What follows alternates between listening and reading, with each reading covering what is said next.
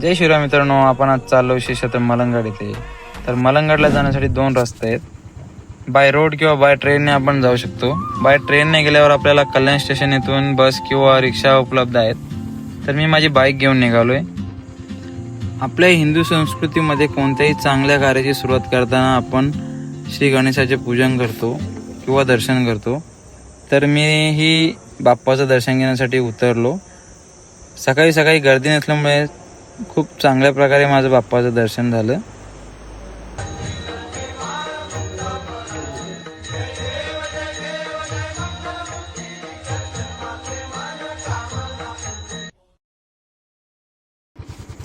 बाप्पाचं दर्शन घेऊन मी पुन्हा मलंगडच्या दिशेने निघालो. थोड्याच वेळात मी कल्याणला पोहोचलो. तिथे माझे मित्र वाट बघत होते. त्यांना घेऊन पुन्हा मलंगडच्या दिशेने प्रवास सुरू केला. हा नेवाळी ते मलंगड रस्ता आहे. इथे आमच्या मित्रांनी बाईक राईडचा खूप असा चांगला अनुभव घेतला आणि तिथे कसे गावखेड्याचं वातावरण आहे, प्रसन्न वातावरण होतं, त्यामुळे अजूनच मजा आली त्याला. मित्रांनो, आता आपल्याला मलंगड दिसतोय, तो बघा समोर मलंगड. हा वर जाणारा रस्ता रोपवेकडे जातो. अजून रोपवे सुरू झालेला नाही प्रवाशांसाठी. आम्ही पायरी मार्गाने ट्रेकला सुरुवात केली. इथे ग्रामपंचायतकडून प्रत्येकी 5 रुपये तिकीट आहे.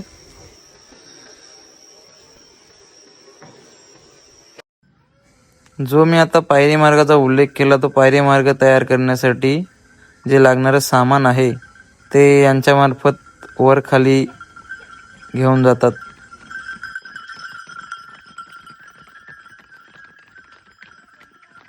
जाताना आपल्याला खूप सारे असे छोटे छोटे स्टॉल वगैरे लागतात. तिथे लिंबू पाणी वगैरे, कैरी, चिंचा असे आपल्याला खाद्यपदार्थ मिळतात. साधारण अर्धा पाऊण तास पायरी चढल्यावर मातेचं दर्शन होतं.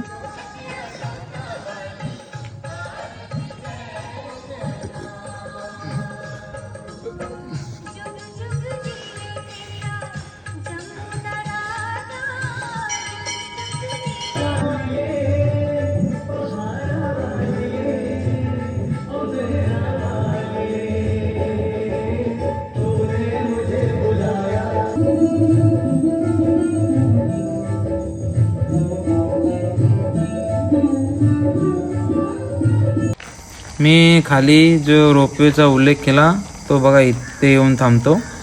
अशा प्रकारे आहे हा रोपवे.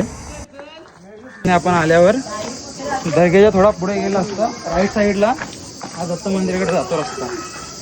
पहिले इथे बॅनर होतं, ते तोडलं, ते काढण्यात आलं आहे. चला तर मग जाऊया दत्त मंदिराकडे. आपण थोडं पुढे गेल्यावर आपल्याला अजून एक मंदिराची पाटी दिसते. हा रस्ता डोंगराच्या कडेकडेतून दत्त मंदिराकडे जातो.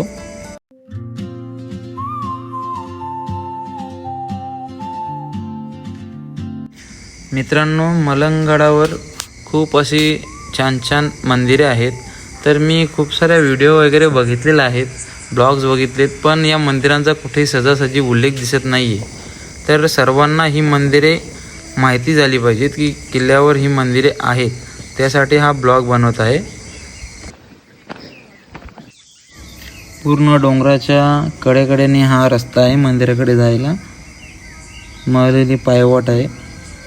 आता आपण मंदिराजवळ पोचणार आहोत.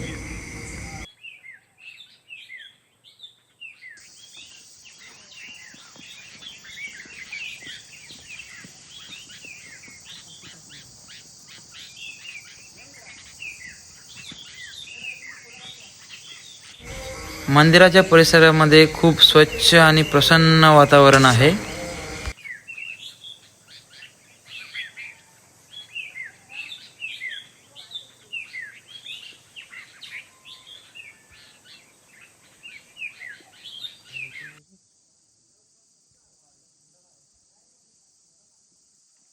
आम्ही आरतीच्या वेळेस तिथे पोहोचलो, म्हणून आम्हाला आरतीचा लाभ सुद्धा घ्यायला मिळाला. चंद्र सूर्य तेजा ब्रह्मा विष्णू महेश तुरावळी. दत्त मंदिराच्या पुढे 15 ते 20 मिनिटाच्या अंतरावर गिरिजाशंकर महादेवाचं मंदिर आहे. कराल भाल कालपट्टिका धगद्धगद्धगज्ज्वलद्धनञ्जयाहुतिकृत प्रचण्ड पञ्चसायके भराधरेन्द्र नन्दिनी कुचाग्र चित्रपत्रक. महादेवाचं दर्शन घेऊन आपण परतीच्या प्रवासाला निघून बालेकिल्ल्याकडे चाललोय. आता बालेकिल्ल्याकडे जात असताना आपल्याला या पूर्ण कातळात कोरलेल्या पायऱ्या दिसत आहेत. या पायऱ्या चढून वर गेल्यावर आपल्याला तिथे किल्ल्याचं बुरुज दिसतंय.